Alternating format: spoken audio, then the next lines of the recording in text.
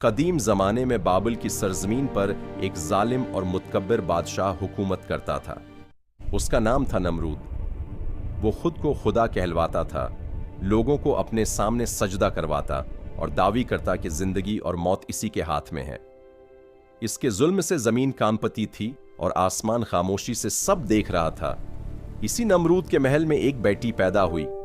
اس کا نام تاریخ میں واضح نہیں، لیکن روایات میں وہ ایک عقل مند، نرم دل اور سچ کی متلاشی لڑکی بتائی گئی ہے۔ وہ شاہی محل میں پلی بڑھی، جہاں سونا، ریشم اور خادموں کی کوئی کمی نہ تھی، لیکن اس کے دل میں ہمیشہ ایک سوال زندہ رہتا تھا۔ اگر میرے والد خدا ہیں تو وہ سورج کیوں نہیں روکتے؟ اور اگر وہ خدا ہیں تو موت سے خود کیوں نہیں بچ سکتے؟ یہ سوال وہ کسی سے نہیں پوچھتی تھی، لیکن اس کا دل ہر روز بے چین رہتا تھا۔ اسی زمانے میں بابل میں ایک نوجوان آیا۔ اس کا نام تھا حضرت ابراہیم علیہ السلام۔ وہ کھلے عام اعلان کرتے تھے، اللہ ایک ہے، وہی پیدا کرنے والا ہے، وہی زندہ کرتا ہے اور وہی مرتا ہے۔ نمرود کو یہ بات آگ کی طرح لگی۔ اس نے حکم دیا، ابراہیم کو فوراً دربار میں لایا جائے جو میرے خلاف باتیں کرتا ہے۔ نمرود اور ابراہیم علیہ السلام کا مناظرہ پورے شہر میں مشہور ہوا۔ نمرود نے غرور سے کہا، میں زندہ کرتا ہوں اور مارتا ہوں۔ میرا رب سورج کو مشرق سے نکالتا ہے، اگر تو سچا ہے تو مغرب سے نکال کر دکھا۔ نمرود لاجواب ہو گیا۔ یہ بات نمرود کی بیٹی نے پردے کے پیچھے سنی۔ اس دن اس کے دل میں پہلی بار نور داخل ہوا۔ نمرود کی بیٹی نے محل کے ماحول سے الگ رہنا شروع کر دیا۔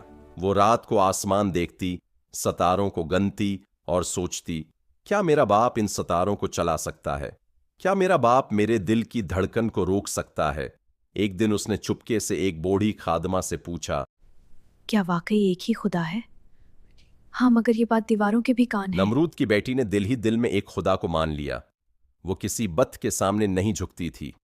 وہ راتوں کو خاموشی سے دعا کرتی، اے سچے رب، اگر تو ہے تو مجھے ہدایت دے۔ اسی دوران نمرود نے حضرت ابراہیم علیہ السلام کو آگ میں ڈالنے کا حکم دیا۔ شہر کے ہر فرد کو آگ جلانے کا حکم ملا۔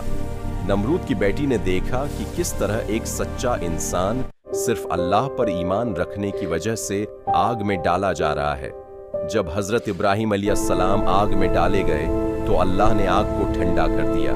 یہ منظر نمرود کی بیٹی نے اپنی آنکھوں سے دیکھا۔ اس لمحے اس کے دل نے گواہی دی، یہ میرے باپ کا کام نہیں ہو سکتا، یہ صرف ایک سچے خدا کا معجزہ ہے۔ نمرود کی بیٹی نے اپنے دل میں ایمان چھپا کر رکھا، مگر سچ چھپتا نہیں۔ ایک دن نمرود نے غصے میں کہا، جو میرے سوا کسی اور کو مانے وہ میرا دشمن ہے۔ اگر سچ کوئی اور ہے تو؟ محل میں سناٹا چھا گیا۔ نمرود نے اپنی بیٹی کو گھور کر دیکھا، کیا تو بھی ابراہیم کے خدا کو مانتی ہے؟ بیٹی نے کانپتے ہوئے مگر مضبوط لہجے میں کہا، میں اس خدا کو مانتی ہوں جو سورج کو نکالتا ہے، جو آگ کو ٹھنڈا کر دیتا ہے، جو دلوں کے حال جانتا ہے۔ نمرود کو غصہ آ گیا۔ اس نے حکم دیا کہ بیٹی کو قید کر دیا جائے۔